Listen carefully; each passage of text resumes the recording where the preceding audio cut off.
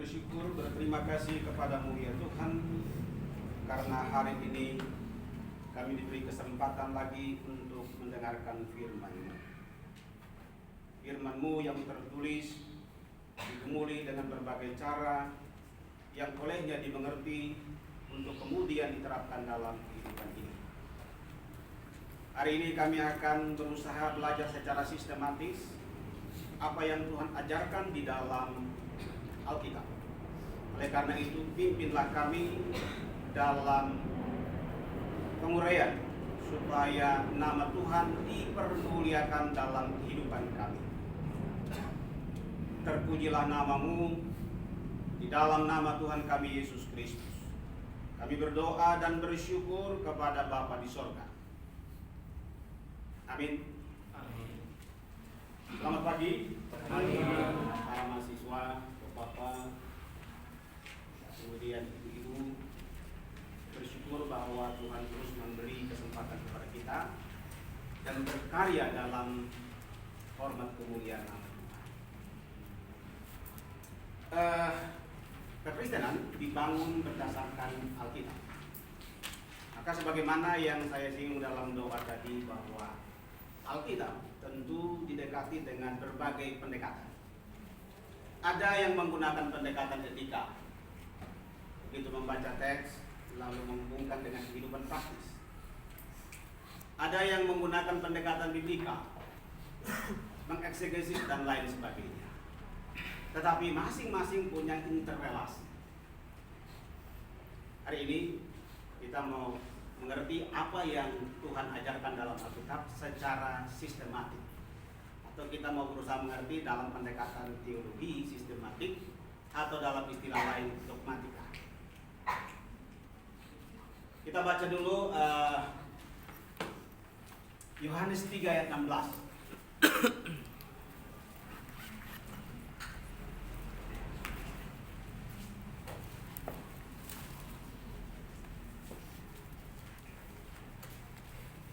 Ya, mari kita membaca secara bersama-sama. Saya sedikit miring begitu ya, karena tahan yang saya pakai agak gangguan. Mari kita baca secara bersama-sama Yohanes 3 ayat 16. 1, 2, ya. Karena begitu besar kasih Allah akan dunia ini, sehingga Ia telah mengaruniakan Anaknya yang tunggal, supaya setiap orang yang percaya kepadanya tidak binasa, melainkan memperoleh hidup yang kekal. Kita mau lihat masih beroleh hidup yang kekal. Hidup yang kekal. Jadi kita bicara hari ini hidup yang kekal dalam istilah yang lain, keselamatan.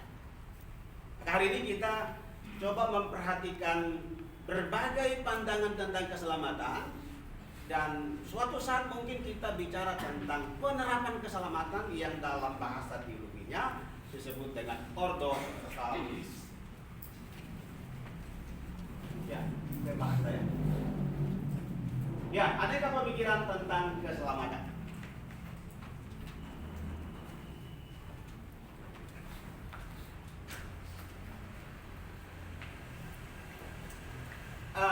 Mohon maaf kalau ini saya buat seperti suasana kuliah, suasana mengajar dan seterusnya.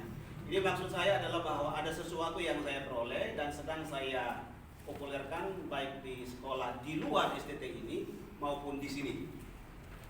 Itu saya dapat dari membaca buku dan juga dari internet, yaitu rumusan tujuan format ABCD atau ABCD. Ya, lalu tujuannya. Pertama, peserta PMS Santosa ASI yang dalam hal ini terdiri dari karyawan, Bapak, kemudian para mahasiswa dan kita semua. Yang saya maksudkan dengan peserta PMS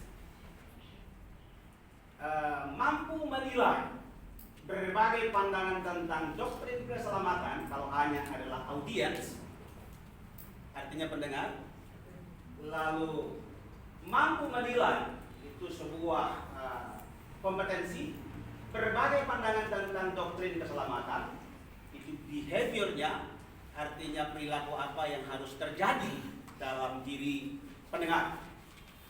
berbagai pandangan tentang doktrin keselamatan dengan membaca buku Dogmatika 4 karangan Berkot. Tidak mungkin Bapak Ibu membaca buku ini kecuali mahasiswa dalam hal ini sebenarnya mendengar apa yang saya jelaskan secara benar sesuai dengan kesaksian Alkitab. Itu D-nya adalah degree, yang C-nya adalah condition. Itu kalau kita pakai format A, B, C, D. Lalu yang kedua lagi, ya ini format kompetensi. Peserta PMS Santosa ASI atau karyawan PT Santosa ASI mampu menilai berbagai pandangan tentang doktrin keselamatan dan menerapkan salah satu pandangan yang secara benar sesuai kesaksian Alkitab dalam kehidupan sehari-hari. Jadi ada berbagai pandangan yang dikemukakan, tapi kita boleh memilih pandangan mana yang kira-kira lebih cocok dengan Alkitab, lalu kita terapkan di dalam kehidupan kita. Jadi ini menjadi sebuah target kita, menjadi goal kita. Lanjut. Ya, keselamatan menurut teologi pembebasan. Ya, mereka berjuang untuk membebaskan diri dari berbagai macam tindakan-tindakan yang tidak terpuji, tindakan yang semena-mena dari pemerintah dan lain sebagainya. Saya ambil dari buku Millard E. Erickson. Di sana dikatakan bahwa keselamatan menurut para teolog pembebasan adalah pembebasan atas kehidupan pribadi yang berlanjut terus setelah kematian dan memusatkan perhatian pada kerajaan Allah. Atau dengan kata lain, keselamatan itu memasuki arus kekekalan. Arus kekekalan itu apa? Ya, keselamatan. Mulai menilai apakah ini bisa saya terima kemudian saya terapkan dalam hidup saya. Dan tadi tujuannya begitu. Lalu mereka juga menyatakan bahwa tujuan manusia dalam sejarah, dalam kehidupan kekinian, itu tidak lain adalah memasuki arus kekekalan. Jadi target kita adalah masuk di dalam kekekalan. Oleh karena itu kekekalan itu harus dimulai dalam proses hidup ini. Maka mereka berusaha untuk apa? Pembebasan.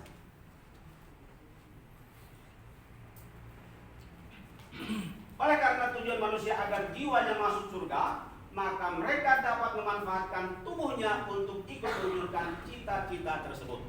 Bahkan mereka juga mengusulkan kalau bisa kita mengangkat senjata untuk melawan. Tapi ini kita tidak sarankan begitu karena itu tidak sesuai, nanti bisa ditangkap oleh polisi atau ditangkap oleh Densus. Kita lanjut. Lalu Gonzales dalam Millard E. Erickson, saya sengaja membuat begini supaya hak cipta dari penulis buku itu terpelihara. Kalau enggak, orang bilang ini pendapat saya, padahal saya ngambil dari buku. Menyatakan demikian, apabila keselamatan sedang bergerak memasuki tatanan baru yang mengikut sertakan manusia seutuhnya, maka saat ini kita harus berjuang melawan segala sesuatu yang dewasa ini menyangkal tatanan tersebut. Jadi mereka berusaha sesuai dengan pergumulan mereka untuk membebaskan diri dari berbagai macam tindakan yang terjadi dalam konteks mereka. Tentu di negara kita tidak dalam rangka teologi pembebasan. Dulu TB Simatupang mengusulkan teologi pembangunan. Karena Indonesia sedang membangun, maka TB Simatupang mengusulkan yang cocok di negara kita adalah teologi pembangunan, bukan teologi pembebasan. Karena memang Indonesia sedang dalam pembangunan. Oke, kita lanjut. Penyelamatan semua orang dari penindasan merupakan tujuan tindakan Allah di dalam sejarah. Oleh karena itu, mereka yang ditindas dan lain sebagainya jangan terdiam diri. Mengapa? Karena kita harus mewujudkan keselamatan itu, sehingga kita harus ikut bergerak. Tindakan Allah di dalam sejarah, sehingga dengan demikian juga merupakan tugas yang harus dilaksanakan oleh orang-orang yang percaya akan Dia. Mereka berusaha dengan segala cara untuk mewujudkan kenyataan ini, termasuk usaha-usaha politik dan bahkan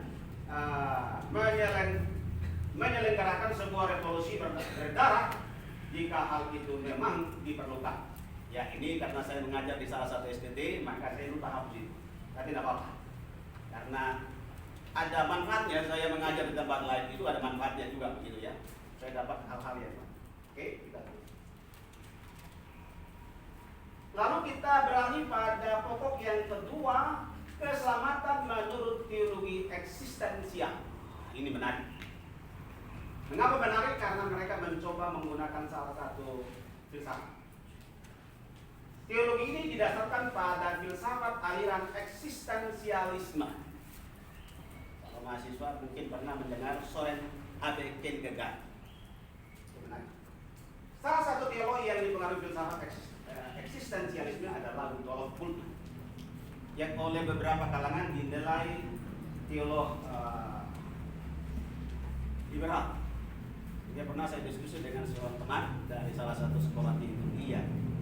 Ya, di sini saya bilang, kalau kalian pakai pandangan Bultmann dalam pastoral counseling, yaitu cinta, maka saya bilang kalian berhenti mencap Bultmann sebagai teolog liberal. Kalau tidak, maka kalian tidak layak menggunakan pemikiran Bultmann. Saya tidak sedang membela Bultmann, gitu ya. Dan bagi saya, siapapun Tuhan pakai dan pemikiran mereka akan bermanfaat. Kita lanjut. Menurut teologi eksistensialisme, keselamatan adalah panggilan kepada dirinya sendiri. Eksistensi. Dia menekankan tentang eksistensi, keberadaan, yaitu penentuan Allah pada dirinya sendiri yang bersifat asli. Allah dan Injil memanggil manusia untuk menjadi dirinya sendiri, yaitu takdirnya. Tetapi supaya kita dapat lebih memahami lagi, mungkin takdir yang dimaksud oleh Miller itu predestinasi atau penentuan keselamatan yang asli. Inilah yang disebut kebenaran otentik. Jadi keselamatan itu adalah orang masuk di dalam eksistensi dirinya. Atau keselamatan itu tidak lain adalah orang kembali kepada keberadaan yang otentik. Kalau keberadaan yang otentik, kita baca Kejadian pasal 1, itu kita bisa temukan. Tapi kemudian Kejadian pasal 2 dan seterusnya, itu sudah mulai bergeser keberadaan yang otentik itu. Manusia mulai mementingkan diri sendiri, manusia mulai saling membunuh, manusia mulai ego dan lain sebagainya. Pokoknya dirinya sendiri mereka tidak mau. Oleh karena itu, selamat itu tidak lain adalah kembali kepada keberadaan yang otentik, kembali kepada keadaan yang asli. Jadi keberadaan yang otentik itu kalau eksistensial. Kita lanjut. Keselamatan hanyalah melangkah masuk ke dalam keberadaan yang otentik yang telah disebabkan oleh Allah. Mereka pada referensi. Saya tidak tahu apakah kita senang dengan pandangan ini. Tentu harus berpikir menggunakan peta dan gambar Allah di dalam diri kita, yaitu potensi berpikir. Lanjut. Firman Allah memanggil manusia untuk meninggalkan sikap yang mementingkan dirinya sendiri, serta meninggalkan keamanan kaya yang telah dibangunnya untuk dirinya sendiri. Firman Allah memanggil manusia untuk kembali kepada Allah yang melampaui dunia dan pemikiran ilmiah. Pada saat yang sama, firman Allah memanggil manusia untuk kembali kepada dirinya sendiri. Bahkan dalam satu pemikiran, sekularisme yang melanda dunia itu maksudnya supaya orang tidak lagi bergantung, tetapi kembali kepada dirinya sendiri. Jadi Tuhan menginginkan sekularisme muncul di dunia supaya manusia tidak bergantung lagi kepada siapa-siapa. Dia kembali kepada eksistensi dirinya. Ya, jadi selalu berdoa kepada Tuhan. Tuhan, cukupkanlah kebutuhan kami. puasa dan sebagainya, menurut mereka tidak perlu. Kalau itu kita lakukan, kita sebenarnya tidak membangun eksistensi diri kita. Kita bergantung. Oleh karena itu Tuhan izinkan sekuler itu muncul supaya apa? Kita tidak bergantung lagi. Ini memang perlu pemikiran yang lebih jauh. Teologi sekuler menolak pemahaman tradisional bahwa keselamatan terjadi atas meninggalnya dunia ini serta menerima anugerah Allah yang gaib atau yang roh adanya, yang tidak nampak. Erikson dipengaruhi oleh berbagai macam istilah yang populer di Indonesia, termasuk istilah gaib. Gaib itu kan lebih banyak dipakai di saudara-saudara kita di Semarang. Keselamatan kini datang secara lebih terpancar. Keselamatan tidak datang melalui agama, melainkan dari agama. Menyadari serta menggunakan kemampuan diri kita, tidak lagi bergantung pada Allah. Mencapai tingkat kedewasaan, menegaskan diri kita sendiri, serta melibatkan diri di dalam dunia ini. Itulah makna keselamatan yang sesungguhnya. Dengan demikian, menurut pemahaman ini, keselamatan itu sudah dialami oleh mereka yang berada di luar gereja.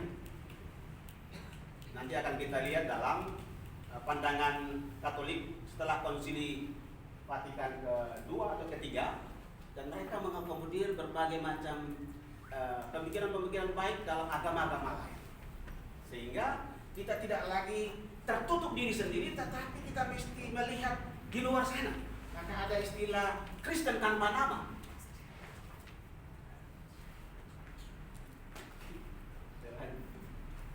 Mereka yang berada di luar gereja mungkin menjadi orang Kristen yang lebih sungguh-sungguh daripada mereka yang menjadi anggota gereja. Coba, mereka minum mabuk juga mereka tidak mau. Alkohol saja mereka tidak mau sentuh. Sementara Kristen, itu tidak masalah. Disentuh alkohol, daging babi dan lain sebagainya. Jadi menurut mereka ada yang hidupnya lebih baik daripada orang-orang di dalam gereja. Jadi ada orang-orang di luar sana yang nggak mau disentuh oleh Tuhan.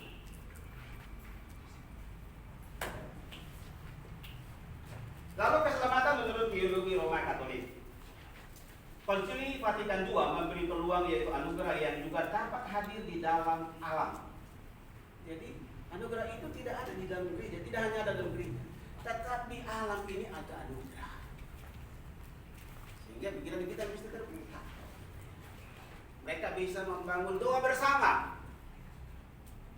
Hasilnya ya diperoleh juga. Sekarang kalau kita melihat Arab Saudi, mereka terbuka juga.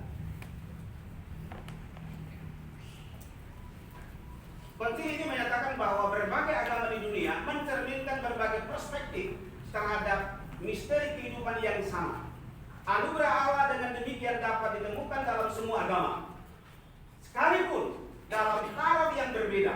Oleh karena itu, semua orang Katolik disarankan untuk mengakui, memelihara, serta meningkatkan hal-hal rohani dan moral yang terdapat di dalam diri pengikut agama-agama lain di dunia. Malam saya membaca seorang mahasiswa yang menulis tentang interkultural. Saya bilang menarik juga. Dia Universitas Parahyangan.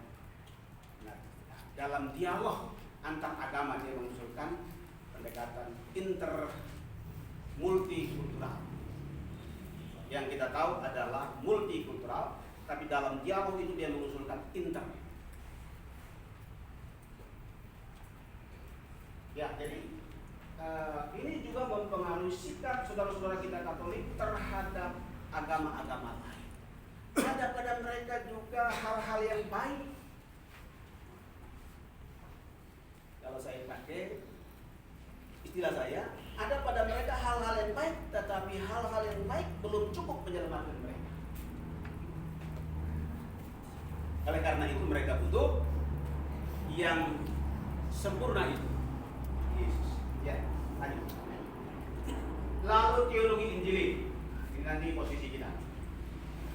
Teologi Injil menempatkan ajaran keselamatan dalam kesengsaraan manusia dan hubungan manusia dengan Allah.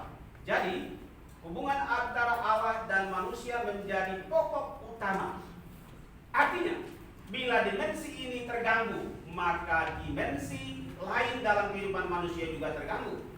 Oleh karena itu, teologi Injili menempatkan dua aspek utama dari dosa manusia.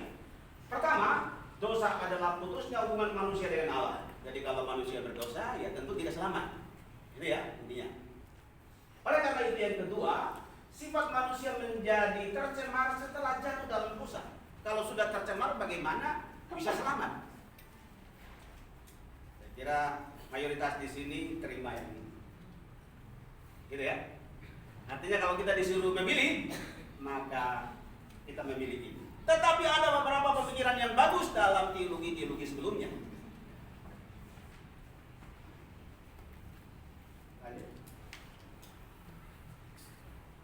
Jadi keselamatan itu berkaitan dengan kedudukan seseorang dengan Allah. Kedudukan yang salah harus diubah menjadi benar dan hanya dilakukan dalam Yesus Kristus. Manusia mengalami pembenaran, selain itu diadopsi dan kembali berkenan kepada Allah, atau ada perubahan subjektif, ada penyucian, atau menjadi suci. Penyempurnaan tersebut sempurna setelah mengalami kehidupan setelah kematian. Itu Anda bisa baca dalam buku Erikson halaman 96. Atau istilah lain adalah pemulihan. Lalu bagaimana Roh Kudus dalam karya keselamatan? Ini karena banyak, saya singkat saja karena waktu kita.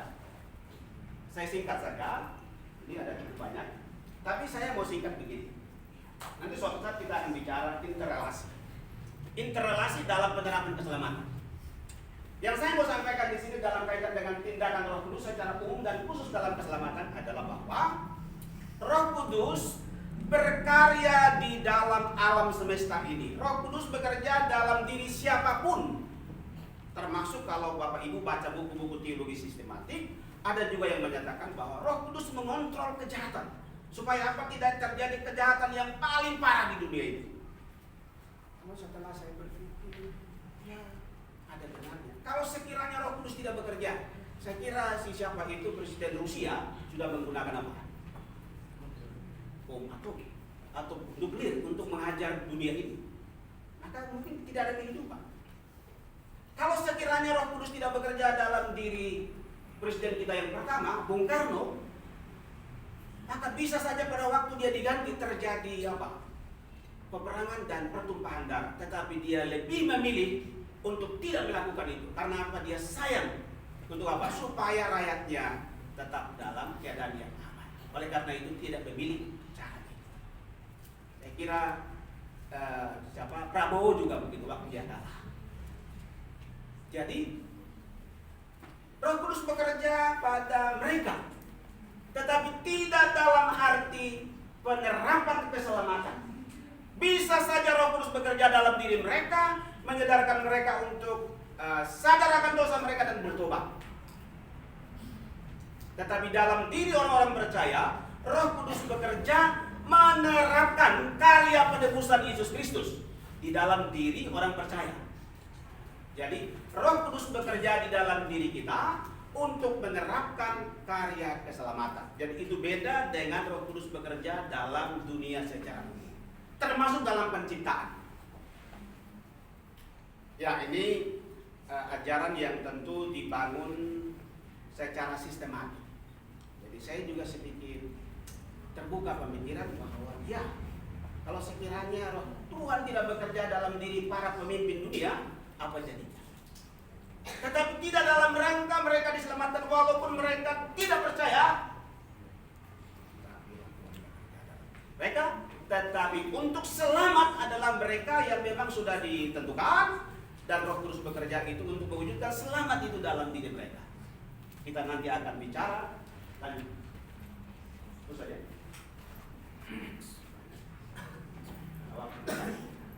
Terus saja. Sampai terakhir.